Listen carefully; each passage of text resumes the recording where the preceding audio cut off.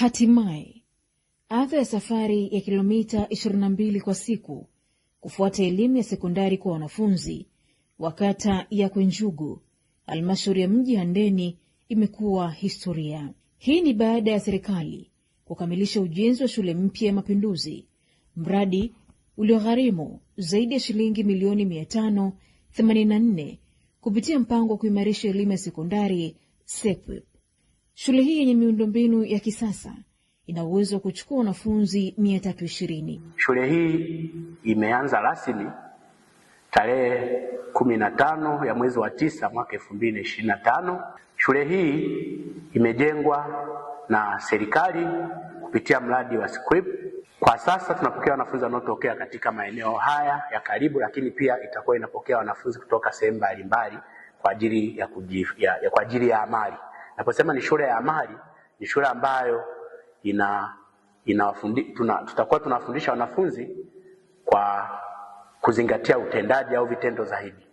Na shule hii imepewa amali ya kilimo, kwa maana kwamba masuala ya kilimo yatakuwa yanafundishwa mahali hapa, na nadhani siku sio nyingi itajengwa maabara ya kilimo. Kwa hiyo tunaishukuru serikali kwa kuajiri walimu, lakini pia tunaishukuru serikali kwa kukubali shule hii ianze mapema.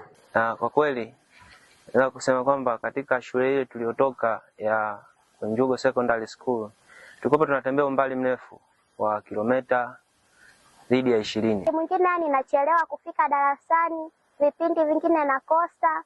Kubwa ni kwamba tunashukuru mazingira ya shule yetu yamejengwa vizuri. Tuna furaha sana kujengewa hii shule. Mimi binafsi ninashukuru sana kwa ujenzi huu wa shule hii ya Mapinduzi. Maana hapa wapo karibu na usalama wao pia upo vizuri, kwa sababu nyumbani ni hapo, atoka hapo mtu anakuja hapo. Today we are going to start about vocabularies related to sports and games.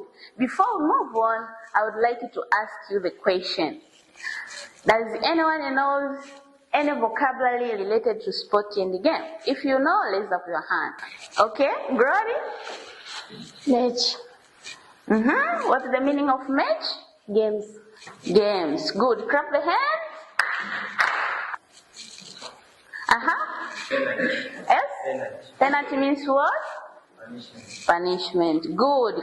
Mimi kama mwalimu najisikia vizuri sana kufundisha katika shule hii ambayo ni mpya na ya kisasa na yenye miundombinu bora zaidi. Kwa wanafunzi wa Kwenjugu na maeneo jirani, sasa elimu ipo karibu na safari ya kilomita 22 imebaki kuwa kumbukumbu tu. Mapinduzi ya elimu mji Handeni